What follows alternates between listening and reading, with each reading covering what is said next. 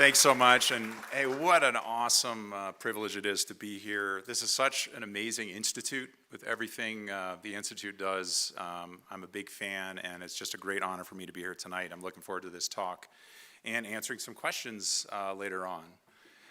Before I get going, I am going to talk. I wanted to tell you a little bit about myself, and then I'll jump in and talk about the Webb Telescope and some of the amazing things we're seeing with it. So I thought I'd put this sort of cosmic perspective map up here and talk a little bit about myself.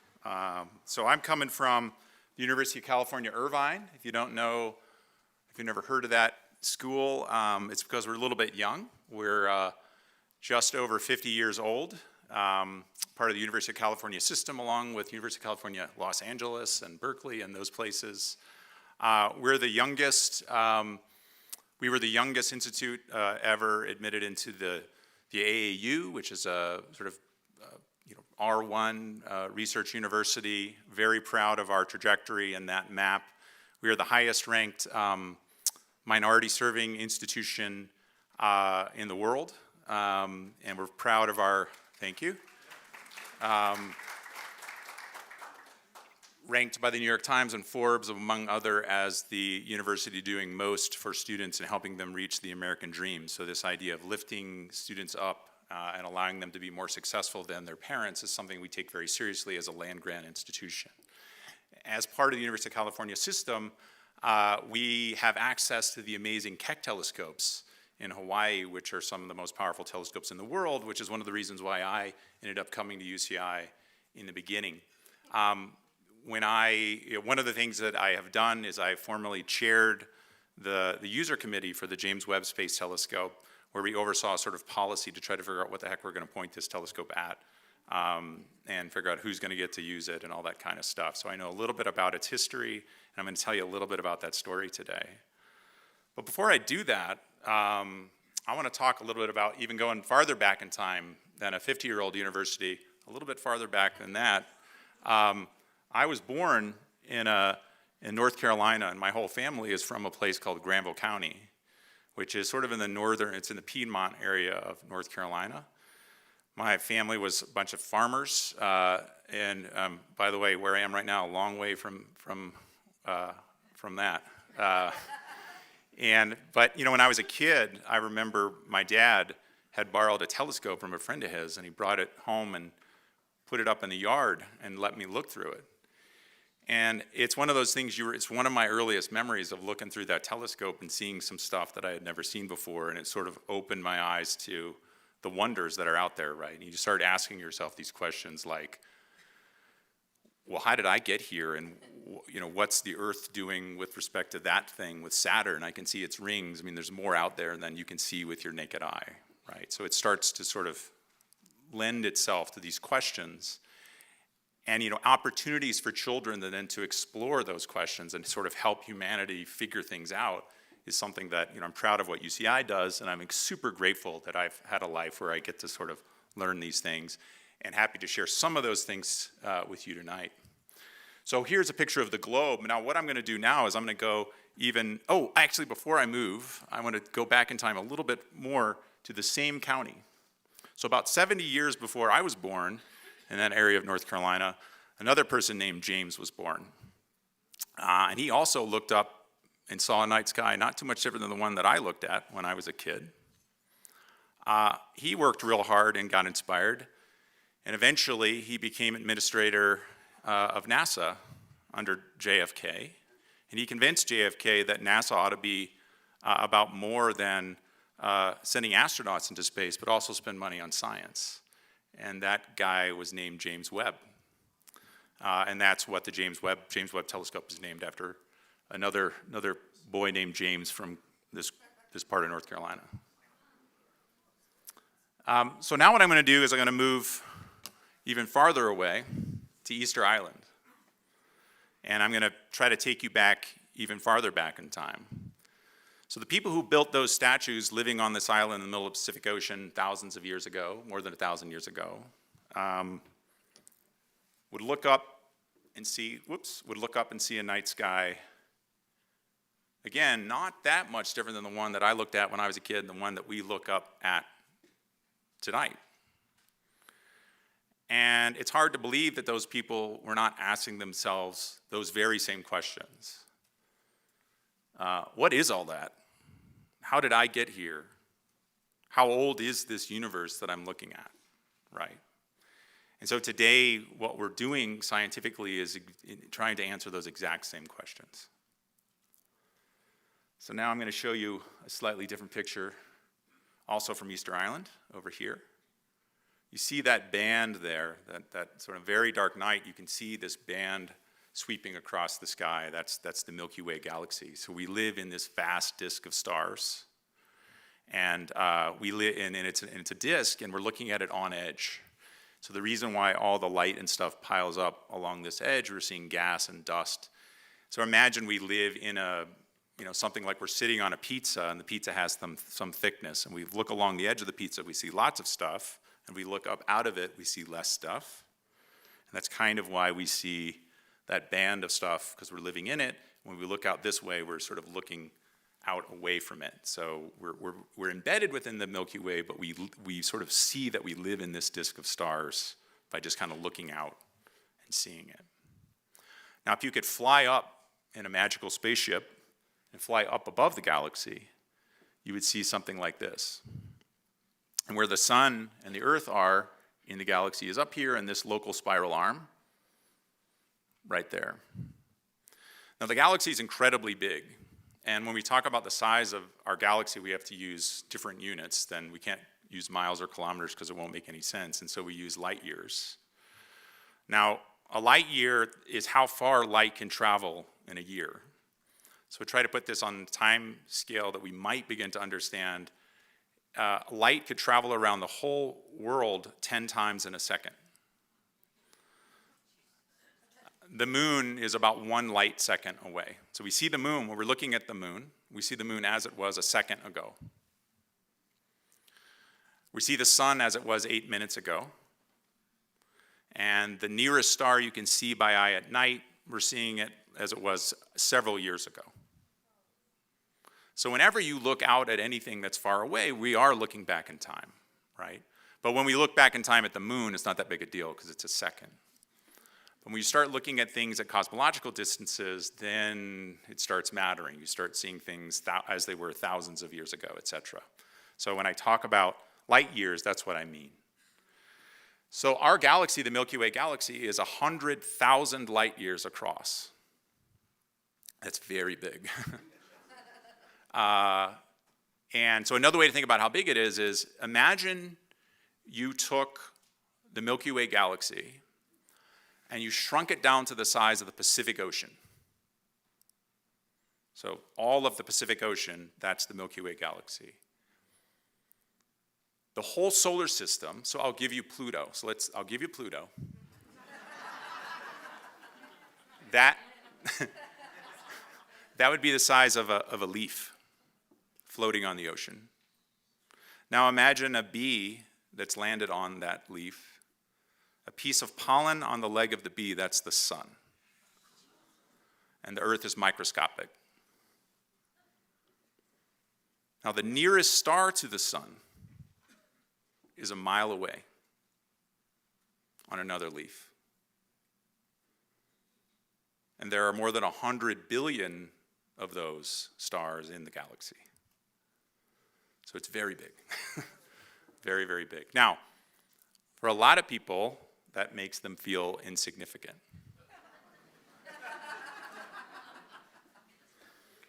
But I want to remind you of something, that you're a member of the species who figured that out.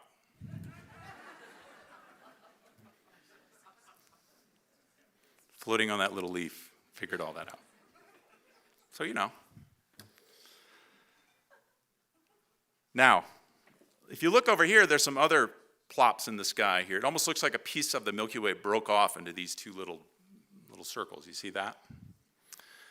Those things actually are not part of the Milky Way. Those are the only thing in that picture that's not part of the Milky Way. Those are actually other galaxies.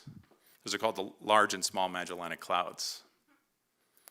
So, in fact, if you zoom out from the Milky Way now. Now this is 10 million light years across. There's our Milky Way galaxy, and there's all these little dots around it. There are all these little galaxies orbiting around us. Those are called satellite galaxies. And over here, whoops, I gave it away. Over here, there's another galaxy that's about as big as ours. That's called the Andromeda Galaxy. That's M31. You can actually see that by eye if it's very, very dark in the northern hemisphere. You can't see those others, those large and small Magellanic Clouds, unless it's extremely dark and you're in the southern hemisphere. You could see them from Easter Island. You can't see them from here, but you could see the Andromeda Galaxy from here. If the Milky Way were the size of a quarter, Andromeda would be the size of another quarter. They'd be about this far away. So they're actually pretty close compared to stars, and in fact, that's why galaxies sometimes slam into each other, and I'll show you some pictures of that later. And in fact, we're headed right at each other. In about 5 billion years, it's going to be cool. Okay, so this is 10 million light years across. I'm going to zoom out again. A factor of 100. Now I'm a billion with a B light years across. This is called these are local superclusters. You can't even see the Milky Way. It's in there in this red thing somewhere. These things have names. They're named after the constellations you have to look through to see them on the sky. So this one's called the Ursa Major Supercluster, for example. And after this, by the way, it keeps going. It keeps going way out beyond this point. But we don't give stuff names anymore after that because it just gets ridiculous. They actually have names, but they're like X5, 522, 544, something like that. Okay, so that's where we are. Now, a lot of times you see pictures like this, maps of the universe, and that's one thing. And you see them as like these static things. But the thing to keep in mind, another amazing thing that we've learned is that the universe is not static. Like I said, the Milky Way and Andromeda are moving towards each other. But most galaxies in the universe, in fact, almost every galaxy in the universe is moving away from every other galaxy. And what that means is that the universe is expanding. And so in the 1920s, Edwin Hubble discovered this fact, and ever since then we've seen it over and over and over again, that all galaxies basically are moving away from each other, and it's evidence that the universe is expanding. Not too long after that, a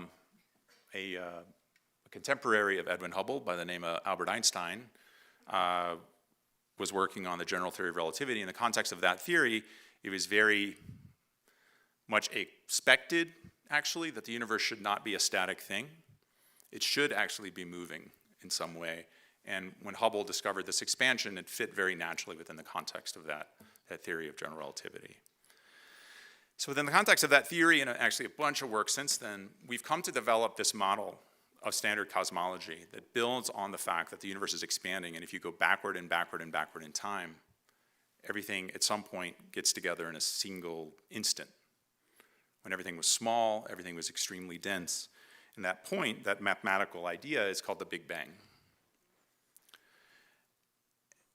Today, we have a fairly well-developed model of cosmology that's called Big Bang cosmology, and the way it goes is like this. Time and space began about 14 billion years ago, 13.8, we think. So that was all time and space. So I know at the end someone's going to ask me what happened before the Big Bang. And the answer I'm going to tell you is, according to the standard Big Bang theory, there was no before because time began then. I know that you don't like that answer, but that's... Now, we don't actually know for sure that time began then, and we don't know for sure that this theory actually works all the way to zero. And so there's sort of cutting-edge physics and cutting-edge theories about what was going on in the very, very early times. But we do know for sure that the universe began extremely dense and extremely hot, but also extremely simple, because it was so hot and so dense that nothing complicated could exist. If you take something and you turn up the heat, right, it melts. If you keep turning up the heat, the atoms dissociate. The molecules can't hold together. You have atoms. You keep turning up the heat. Even the atoms break apart into protons, neutrons, and electrons. You keep turning up the heat. Things keep breaking down to sort of very elementary particles. Things become simple. So it's this very primordial soup that we sort of were born with. In fact, just after the Big Bang, the only atoms actually that could exist were hydrogen and helium. And from this very, very simple beginning of hydrogen and helium emerged all the complexity we see around us today. What stars do, the way stars shine and how they create energy, is they're fusing atoms. And so when they fuse lighter atoms into heavier atoms, as long as those atoms are lighter than iron, when you fuse light atoms together, they produce energy through fusion. That's E equals mc squared energy, it turns out. And that's why stars shine. In fusing energy, what is that? That's making new atoms. And at the end, at the life end, as stars end, they end in catastrophic ways. And when that happens, they produce heavier and heavier elements over time. So while stars are, so in the very beginning, we have hydrogen and helium. That hydrogen and helium begins to form into the first stars. We don't know exactly how that works. I'll talk about that later. That's what Webb is trying to figure out. Those stars in those galaxies fuse heavier and heavier elements. And we know through this process, over the last 14 billion years, emerged at least one star around which there was at least one planet. And on that planet, there was copious amounts of these heavier elements made in generations of stars, carbon, nitrogen, oxygen, phosphorus, etc. These are the building blocks of DNA. And somehow on this planet emerged not only simple life, but intelligent life that could look back up at the stars and put this story together, right? So in that sense, we are the universe looking back at itself, trying to make sense of it all. This is the story. Now there's holes in this story. We don't know how life began. We don't know exactly how the first galaxies formed. We don't know what the nature of the Big Bang or this earliest time was. So that's kind of the scaffolding, and we're working really hard to try to fill this picture in. So this is quite an amazing story, and there's even more amazing things that we've learned. And one of the more remarkable and amazing things we've learned about cosmology over the last several decades has been that we are just a very, very small fraction of what's out there. So if you take all of the mass energy density in the universe and you divide it up into this pie chart, it turns out that only 5% of the stuff in the universe is in the form of anything we know about. That is everything in the periodic table, all of chemistry is in this 5%. So this is known stuff. 25% of the universe is in the form of something we call dark matter. Dark matter has gravity, but it doesn't interact with light, and it doesn't interact with normal matter very much. But we have very, very good evidence that it's there. And in fact, we think without it, there would be no structure in the universe at all. We think it's essential for making galaxies and therefore producing life. 70% of the universe is in something called dark energy. Dark energy is actually driving the universe to accelerate in its expansion. So it's sort of powering this expansion that we see right now. And I will just say that it's even more mysterious than the dark matter. We've given this stuff names, which makes it sound like we know what the heck's going on. Now, within this sliver, actually, the known physics part, it's also quite interesting. People seen this before. This is on the dollar bill. This is called the Eye of Providence. There's this sort of all-knowing eye. So if 5% of the stuff is all the atoms in the universe, the vast majority of that is hydrogen and helium. Only 0.01% of this stuff, what I would call complex atoms that are available to do complex chemistry. Put it another way, whoops. Oh, I gave it away again. I keep doing that. Close your eyes. This is us, right? That's us. We're made of carbon, nitrogen, oxygen, phosphorus. So these complex chemistry is the very, very tip of this pyramid. And another way to think about this is this pyramid goes deep underground, and that's the dark matter and dark energy. And so this. So if you want to flip things on its head, we're special, right, in this vast sea of unknowing. We're looking back and trying to figure out what this is. Okay, so we have this quest. This is what we're all about, right? We're all about this, right? We're good at thinking. We're good at collaborating. And in fact, over the last 2 decades, humanity got together. Many, many countries, many, many dollars were spent. In fact, $11 billion to put together this telescope called the James Webb Space Telescope. And it was with an effort to figure out these questions. And we did it because we just want to know the answers to these questions, and we can. And I regard the Webb Telescope, which was a successful launch, and I'm happy to talk more about that story of how it was built, the amazing engineering accomplishment it was. I think Webb is comparable to sort of the Great Pyramids or anything great societies have ever accomplished. It's a tremendous, tremendous engineering feat, and now we have this machine that we're trying to figure out what's out there. So this telescope is currently 1 million miles from Earth. The Hubble Space Telescope, which you may have heard of, is orbiting in low Earth orbit, very, very close to Earth. This thing is beyond the moon. It's got kind of a funny orbit. It's orbiting in this orbit called L2. So it's sort of tracking the Earth around the sun, and it's doing this little loop-de-loop, and it turns out that's like a gravity well, where it's actually still in orbit around the sun. It's got this big sun shield, which you can see here. And what that's doing is that's always pointed towards the sun, and that's to keep the telescope and its instruments cold. This telescope actually views light in the infrared. It's not studying visible light, it's studying infrared light. And the reason why it was designed to study infrared light is because the universe is expanding.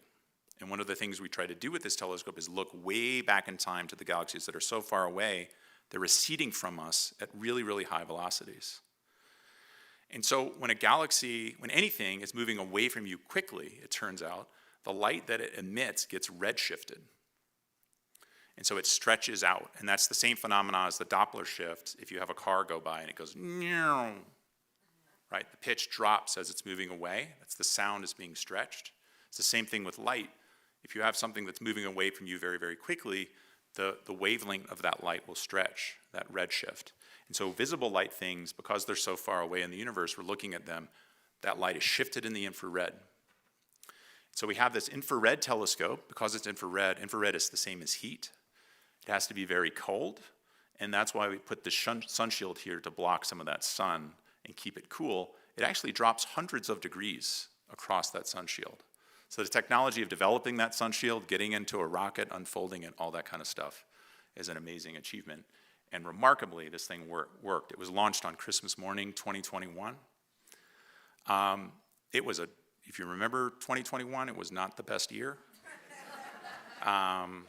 But I tell you what, it was a home run. I mean, it was a grand slam. It was perfect. I was so nervous. I did not want to wake up for it. I was like, but then my phone started going crazy, and I was like, I was awake, and I watched the launch, and it was perfect. I was so nervous.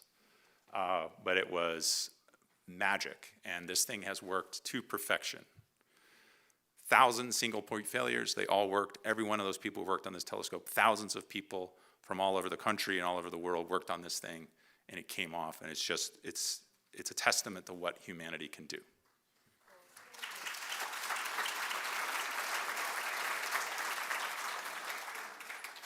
So what I have this challenge is now trying to tell you what the heck we've seen with this thing.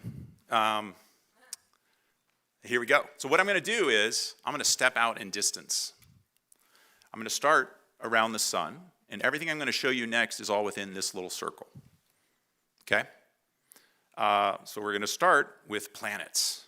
We're going to start with a planet. This planet, it's an exoplanet, and it's rocky. It's got this name. This planet is about, 40 light years away. That's pretty close by, turns out. And it's rocky, which means it's like the Earth. It's very interesting. It's going around its host star pretty quickly. How do we know it's there? It's really, really hard to see these things. It turns out you can't just take a picture of it. The reason why you can't take a picture of it is if you compare the Earth to the sun, the Earth is 1 billion times fainter than the sun, right? Because the Earth isn't glowing, it's just reflecting light from the sun. So if you're looking at our solar system from afar, it's like looking at a firecracker or a lightning bug or whatever, like a tiny little bug next to a nuclear explosion. That's what we're trying to take a picture of, okay? But instead of taking a picture of it directly, one technique astronomers use is the idea that you look at the star and you study it and you study it and study it, and when the planet goes in front of it, it gets a little bit dimmer for a little while. So that's what's plotted here. It's observations of this star over and over again over time, and then there's a brief period of time where it gets dimmer, and then it gets bright again. And that's what you're watching. And this is every point is you're watching it over and over again. It always gets dim at that time. Can anyone read these numbers here? What do we see? Call out what that number is. 99.9%. So this is 100% bright, and it gets so dim, it gets 0.1% dimmer. Right? So that's what you have to have that kind of ability to measure things to see these planets, but here it is, right? And we know it's rocky, we figured out its density, and you're able to confirm that this thing has a planet there. So that's the kind of thing this telescope does. I showed you this because I want to show you the next thing, which is much cooler. There's a different planet, and this planet is a little bit farther away, 700 light years now. This is a bigger planet. Now what's shown is the same kind of thing. Over time, it gets dimmer. But you notice there are these different colors of dots. The different colors of dots are different wavelengths of light. So they look some light a little bit longer wavelength than others.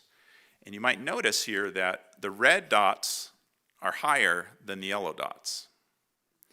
So what's going on actually is this planet is blocking light, right? So it's going in front of the star and it's getting blocked. But some of that light has to go through the atmosphere of the planet. And the atmosphere lets the red stuff through more easily than the blue. So it's blocking the red light and letting the shorter wavelength light goes through. So different wavelength light are getting through that atmosphere more easily. It turns out we can use that to figure out what atoms are in the atmosphere of this planet. Because different atoms and different molecules absorb different wavelengths of light more effectively. So what this means is you can actually build the spectrum of the atmosphere, and from that you can figure out what the atmosphere of this planet is made of. And that's what's done here. So what's plotted here is this is how much light's coming through as a function of the wavelength of the light. And you see there's all these patterns. It looks like these peaks and troughs. And it turns out these peaks and troughs are telltale signatures of different molecules. This one, for example, is carbon dioxide. There's a lot of carbon dioxide in the atmosphere of this planet. And there's water. There's a lot of water vapor in this planet. And the big thing, it turns out, sulfur dioxide was discovered in this planet. It turns out that's very interesting for lots of different reasons. So the point is that you can look at a planet that's 700 light years away and know what it's made of, know what the atmosphere is like. And we can't do this yet, but we hope to do this with Earth-like planets with the next generation of telescopes and look for signatures of life. On this planet, if there was no life, there'd be no oxygen in the atmosphere. Right? So if the plants were not here, all the oxygen would immediately just rust out into the rocks. And we'd have no oxygen in the atmosphere at all. So if we find another planet orbiting a distant star and it's got booming oxygen lines in it, people are going to get very excited and try to figure out, okay, we got to go. That's where we got to go. Right? So it's with these kind of techniques that we can sort of learn things about objects that we could never visit. I mean, 700 light years is a long, long, long way. Okay. So we're done with planets. Okay, 6,500 light years away. These are called the pillars of creation. They're about 5 light years across, so not so big, only 5 light years across. And you see here on the left, it's what this thing looks like with Hubble, invisible light. That's the Hubble Space Telescope's picture. And on the right, this is what the Webb picture of exactly the same thing is. And you can begin to see why it's so cool to have telescopes of different wavelengths up there. What this is, it's a giant gas cloud, and it's where new stars are being made and born. You can see a new star being born right here, right there, and it's eating up all it's emitting all this radiation, and it's eating up the gas that's all around it.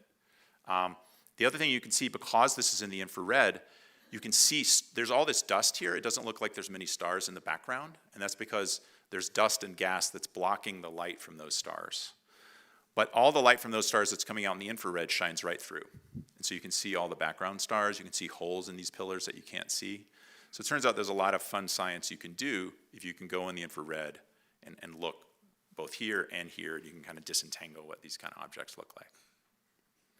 So pillars of creation, this is where new stars are being born. They probably don't have planets yet,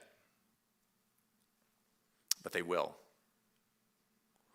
Okay, now everything I'm going to show you is within this circle. So now we're back on this map where this is 1 billion light years. We're looking at superclusters, and everything I'm going to show you now is somewhere within this circle. So we're going way out. This is another picture. This is now from Hubble again, because I want to contrast with what JWST saw.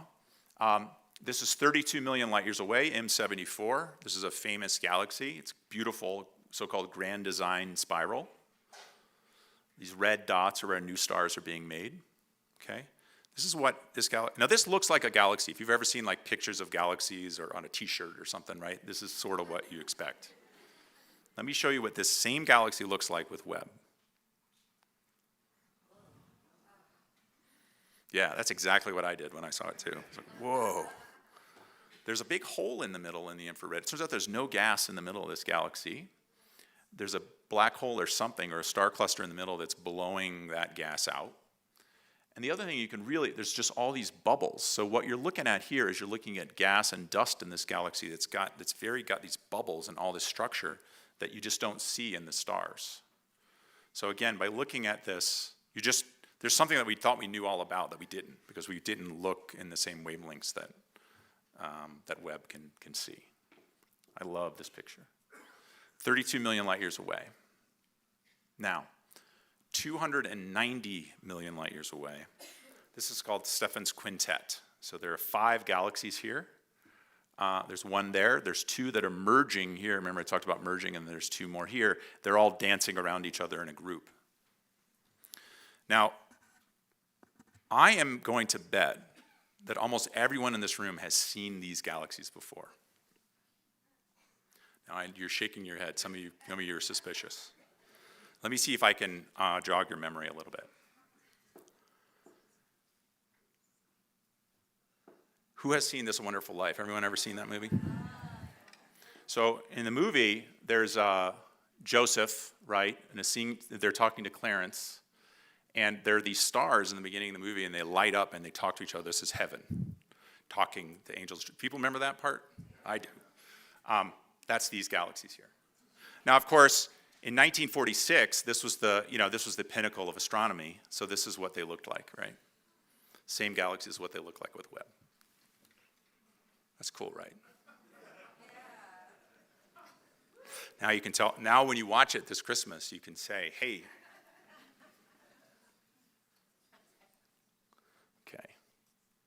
So then you start worrying about light travel time for how are they talking, and it's 290 million light years away, but they're angels. They can do whatever they want. Okay, now everything I'm going to show you is outside of this because I don't have a picture, right? So now I'm going way out. So now this is what this telescope was built for. We're going to go deep field, we're going to point the thing, and we're going to see amazing new stuff that's never been seen before. Okay, this is pointed at a galaxy cluster. This was the first, released on the first day that Webb released images. This was one of the images that was released. And I think it's still my favorite one. I have sort of geeky reasons for liking it the best.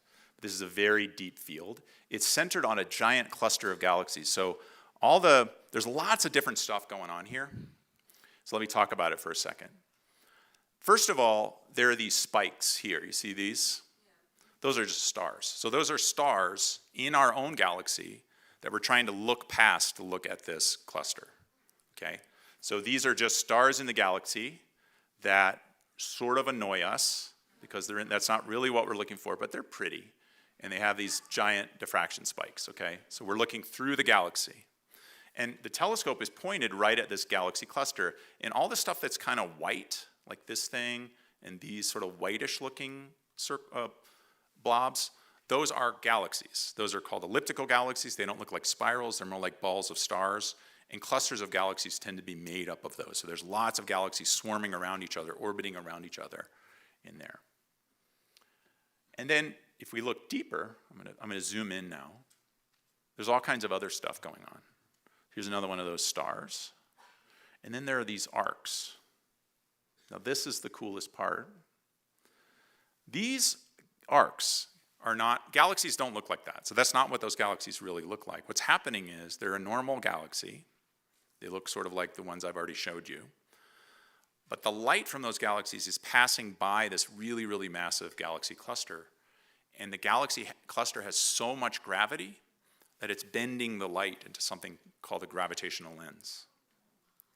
So if you've ever held a wine glass and kind of tilted it around a candle or something, sometimes you'll see the light kind of spread out into arcs. That's exactly what this is. And so it turns out that the reason why the telescope was pointed at this cluster is to use it as a gravitational magnifying glass and to see things behind it that you could not otherwise see. So you're sort of putting binoculars on Hubble and allow it to see even farther.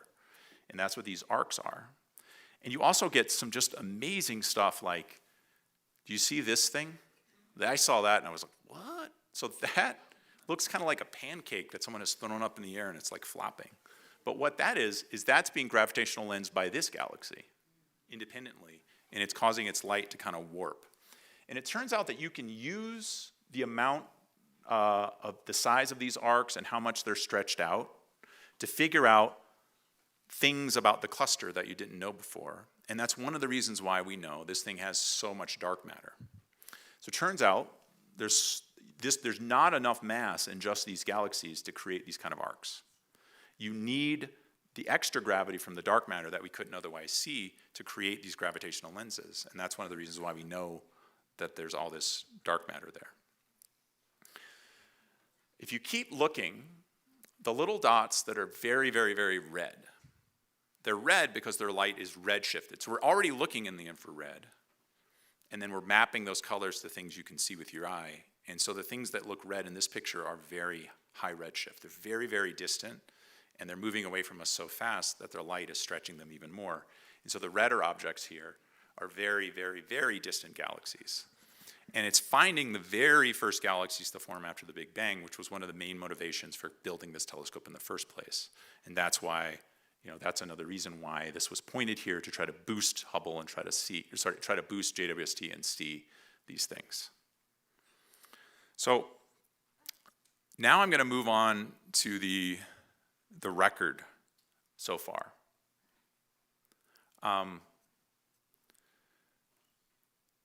These two galaxies, actually these four galaxies right here, are the most distant confirmed galaxies that Webb has ever seen. To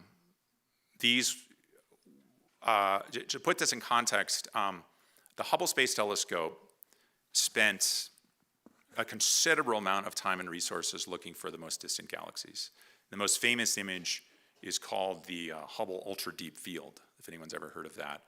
And what happened there is Hubble was pointed at one spot for 10 days straight with an open aperture and just collected light. And after 10 days, it built up enough light that it was able to find the most distant galaxies we've ever seen. And that campaign lasted over the course of a year because analyzing the data took forever. Within 5 days of the first images being released from Webb, it broke that record. And that's why we anticipate finding even more. So right now, the four most distant ones are here.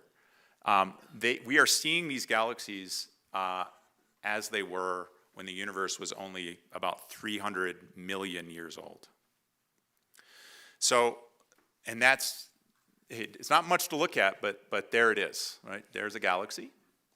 It has about 100 million suns, 100 million stars. Remember that our galaxy has like 200 billion stars. So it's a tiny little thing, and it's early on. The universe didn't have that much time to make them, so that's why it's so small. It's actually about the same size as one of these little clouds that I talked about in the beginning.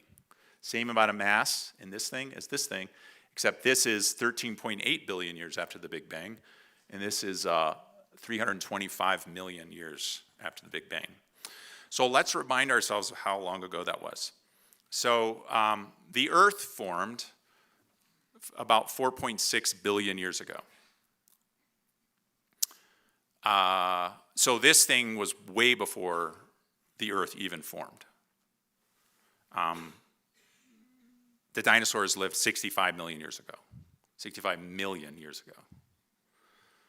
The Earth formed 4.6 billion years ago. This was about 13.5 billion years ago when this thing existed. Now, just to keep talking about this and sort of be even more confusing, notice how I said this thing is 30 billion light years away, but I also said the universe was 13.5 billion years old when the light left it. How is that possible? It's possible because the universe is expanding. So when the light left it, it actually has been expanding since then away from us. And so right now, this galaxy would be about 30 billion light years away. That's why I put 30 billion there. Okay, so here this thing is. It existed before the Earth existed, but not only that, it existed before most of the atoms in your body existed. Like it existed before the iron in your blood existed, because remember, in the very early times, there was only hydrogen and helium mostly.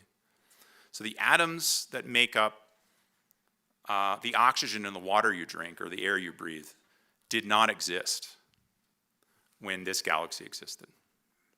And so one of the reasons why we're so interested in studying these galaxies is we want to understand, when did the first heavy elements get made? Were there many heavy elements in a galaxy like this? What kind of stars were forming?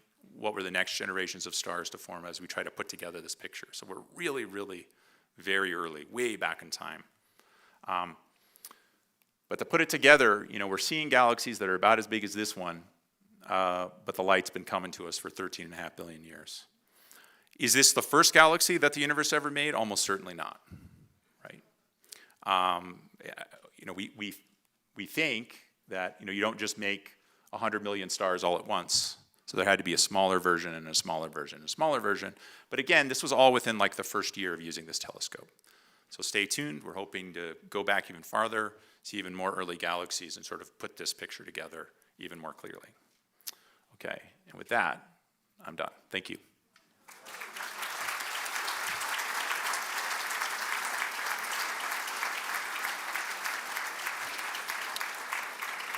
So I think we have about 15 minutes for questions, and there's microphones.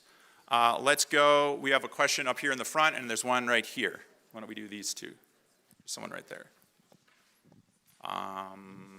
You go first. Hi. So my question is, you showed the pillars of creation creating billions and billions of stars. And of course, the sun is a star, and the Earth couldn't exist without our star. Yeah. Why? Why are so many billions and billions of stars created? You said they'll eventually have their planets, but then why are those planets even exist? Well, that's a very deep question. Why does anything exist? Sort of. I'm going to answer it. I'm going to answer the easier version. I can tell you what we see. So what we see, if we study the universe at the very, very earliest times we can, and the way we do that is with the cosmic microwave background. So that's the microwave background left over from the Big Bang. We know what the universe was like, and this is even closer to the beginning, about 400 million years after the Big Bang. And we see that it had structure at that time. We see it had little clumps and little ripples. Those clumps mean that there's areas of the universe that have a little bit more stuff than others. Now, gravity is interesting, right? Because gravity, if there's a little bit more stuff here than there, gravity will make that overdense region get even denser. So gravity always makes the rich get richer with gravity. You're always grabbing more and more, and the place that has less gets less. And so if you have a little region in the early universe that's got a little bit more mass than another, over time it gets bigger and bigger and bigger and bigger. And we think that as the universe expanded, those regions start expanding a little bit more slowly than others, and eventually they break away from that expansion, fall back in, and begin to form overdense regions of gas.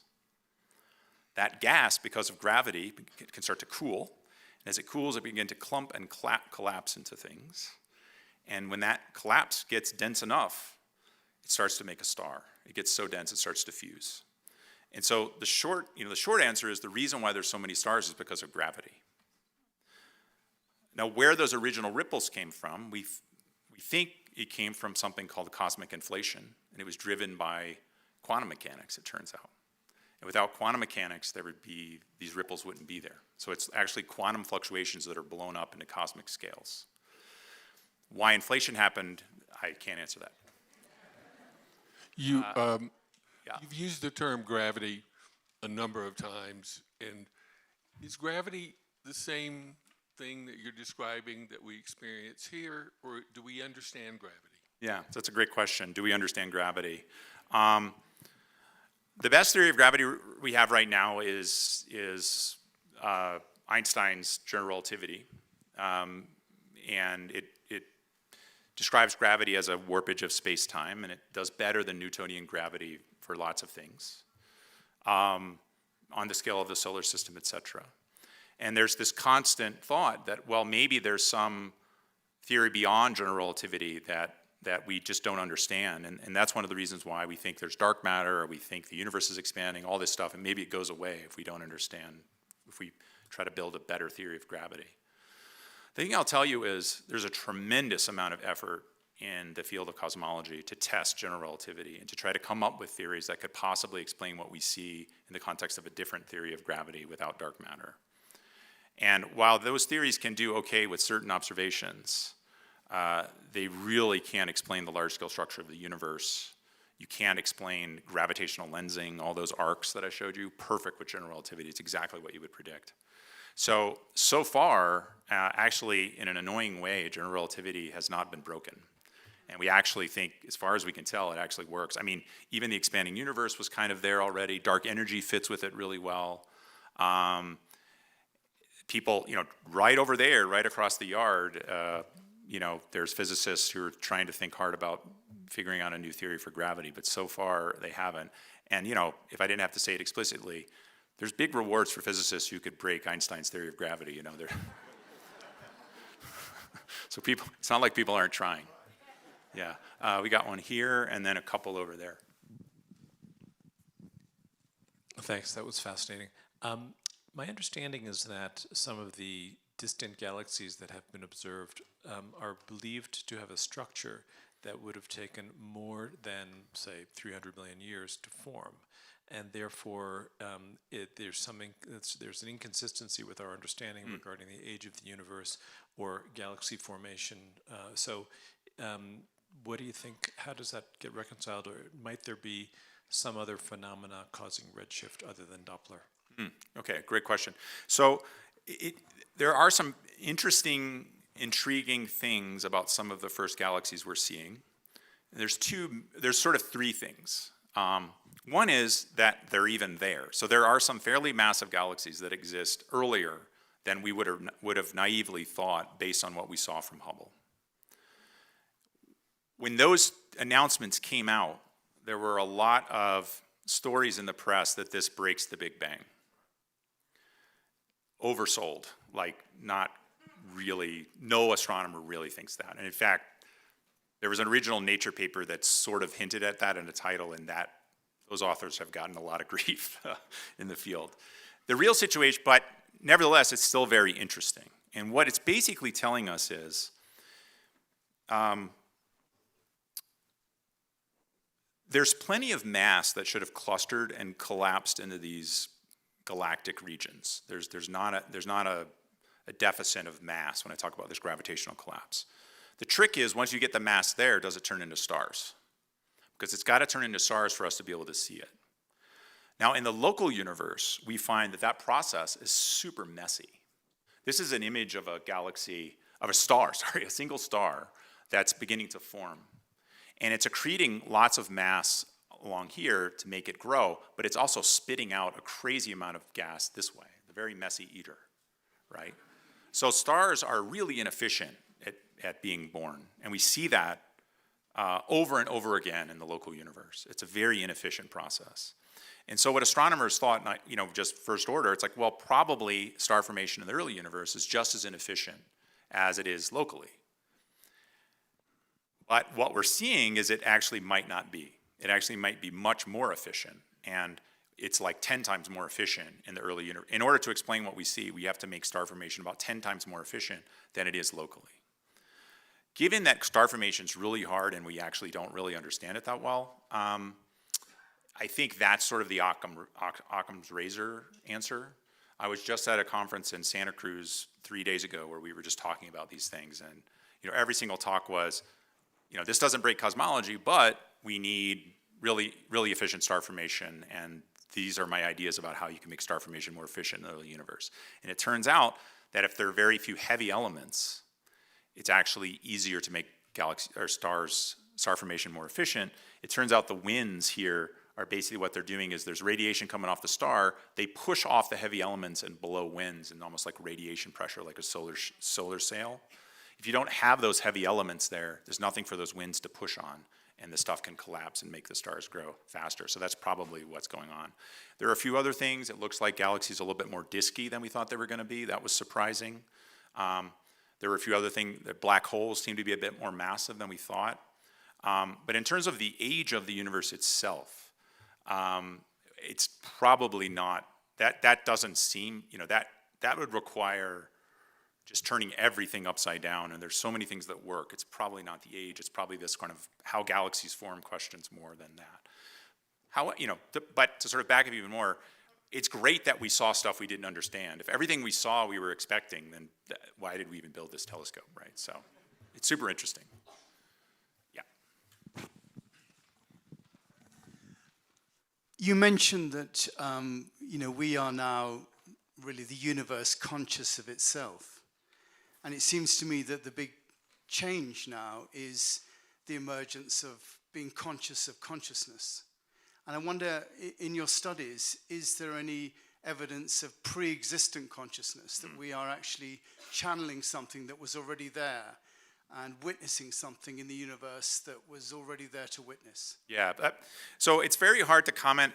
It's very hard for me to say from those direct observations, commenting on this nature of consciousness. The thing I will sort of yes and you with is the idea of consciousness is probably the hardest problem in all of science.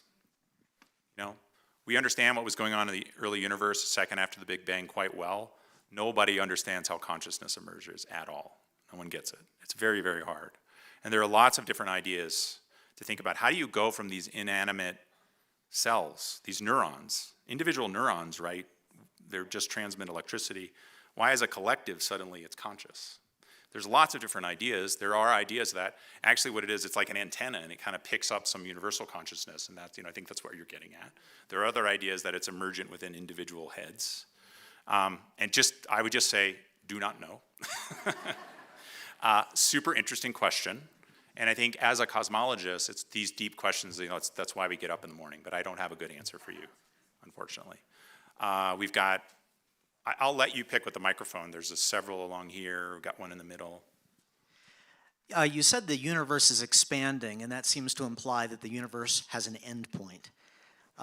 What do we think that end point is?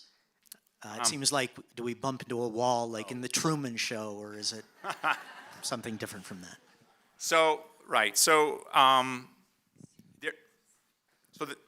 We don't know. Highly unlikely we will bump into anything. What we do know about the universe and the nature of its expansion and its size is it's much, much bigger than the radius out to which a light could have traveled in the age of the universe. That is, it's bigger than our causal sphere. So we see no edge effects out to what we can see in the cosmic microwave background. So there's no evidence that we're running into anything or that even it's got a weird geometry where it might loop back in on itself. So within the observable universe, there's no evidence of any of that. That's one. Two, within the context of the way you think about the geometry of space-time, it's super confusing because you think of it as being contained in something. I was showing you pictures of maps of galaxies. There was always an edge to that map. That doesn't necessarily have to be the case. Space actually could be looped in on itself. So there effectively is no edge because it is everything.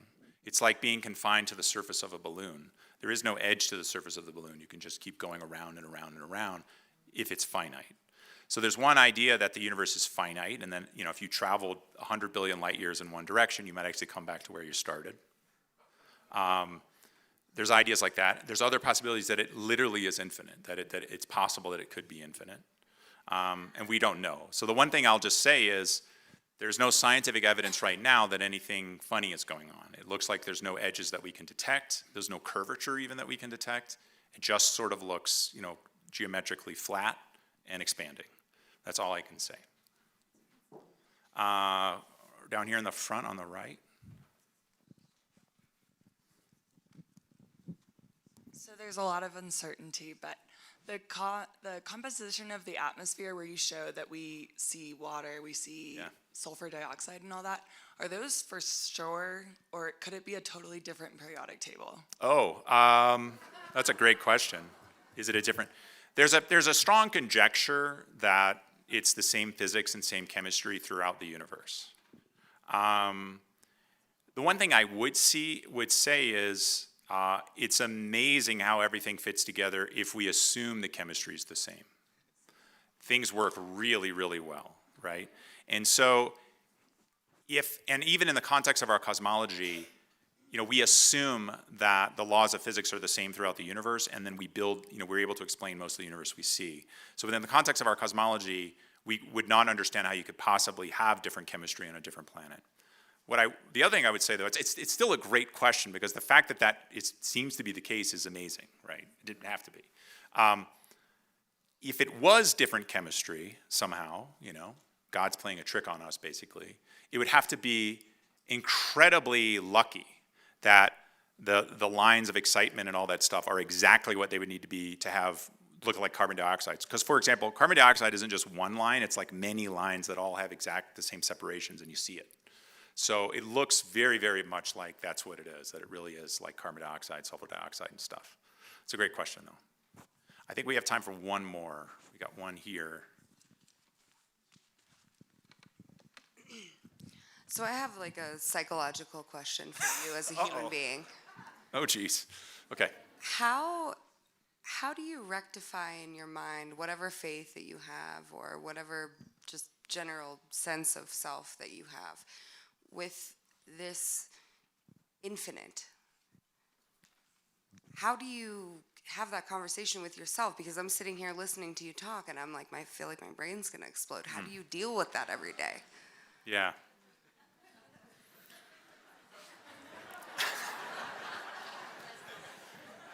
That sounds like another talk for. I should pay you, then I can tell you about all of mine. I'll just say this. Scientists like me are people, right? Most of our time is spent debugging our code and checking our email and trying to remember to, pay the bills on time and stuff, right? That's what we do. But we do pause occasionally and get to remind ourselves that we have this privilege of being able to think these kind of thoughts. I think what it actually does to me psychologically is it grounds me tremendously, and it makes me feel like these sort of day-to-day problems are really not that big a deal. We're,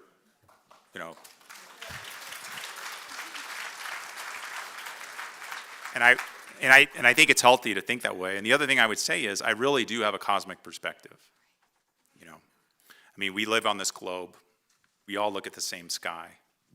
We're all trying to figure out the same problems, the same questions. We're asking the same deep questions, I believe. And I think if we remind ourselves of that, that's helpful. So that's all.